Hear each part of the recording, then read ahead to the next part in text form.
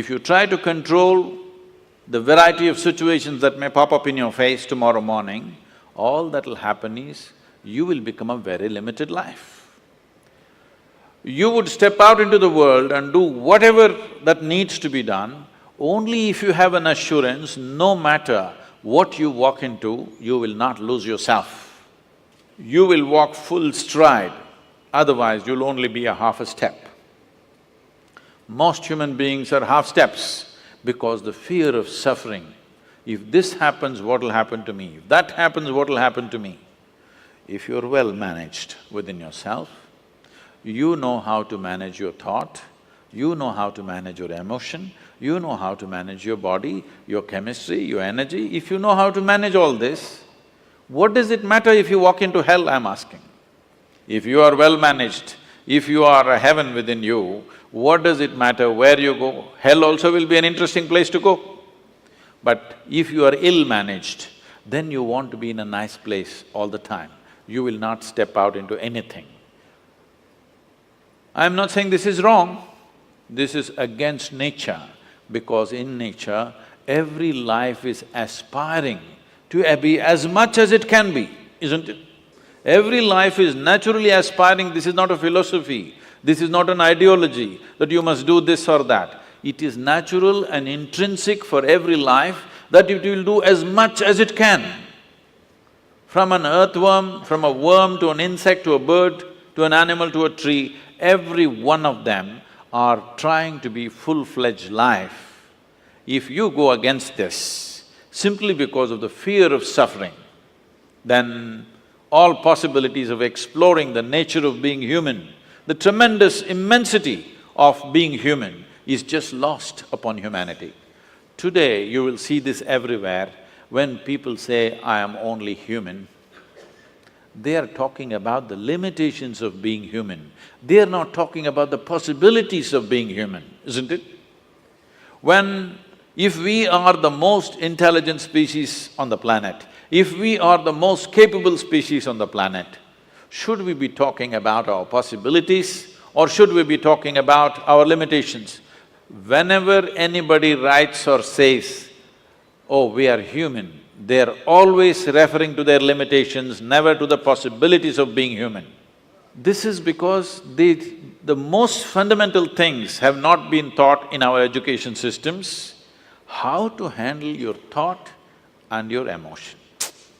Your psychological drama has gone out of control. It's a badly directed drama, believe me. If it was a well-directed drama, you would take it to the conclusion that you want, isn't it? Because it's a badly directed drama, just about anybody can take charge of it. Who is the director of your psychological drama? Just about anybody, isn't it? Anybody can make it into a tragedy. The reason why people have not even learned to manage their thought and emotion. By the time you're 10, you should have learnt it. At 60, people still don't know how to manage their thought and emotion. They're standing up like ghosts in their life. They don't need anybody's help. They can go on endlessly creating suffering for themselves. Now, suppose you did not know how… you have normal hands and you do not know how to use it. What would you call yourself? No, you tell yourself, don't tell me, it's okay. Whatever you think, if you have a normal process of mental faculty and you do not know how to use it, it means the same thing, yes or no? Does it mean the same thing or no? You don't have a normal hand, then you can't use it, that's different. We will look at you compassionately. But you have a normal hand and you don't know how to use it.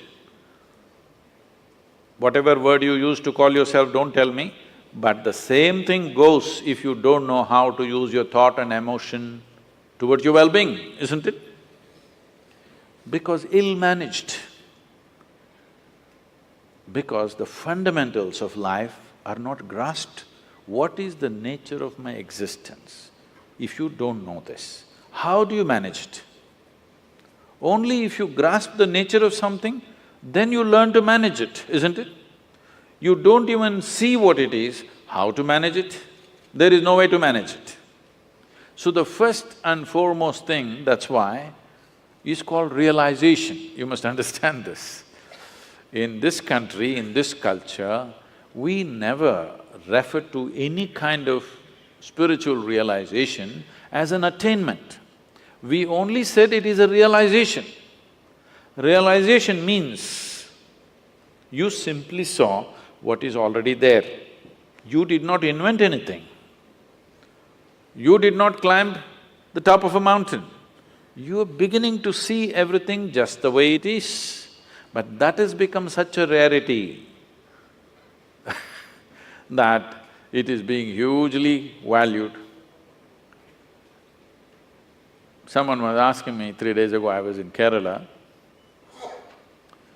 "Sadhguru, you seem to know everything."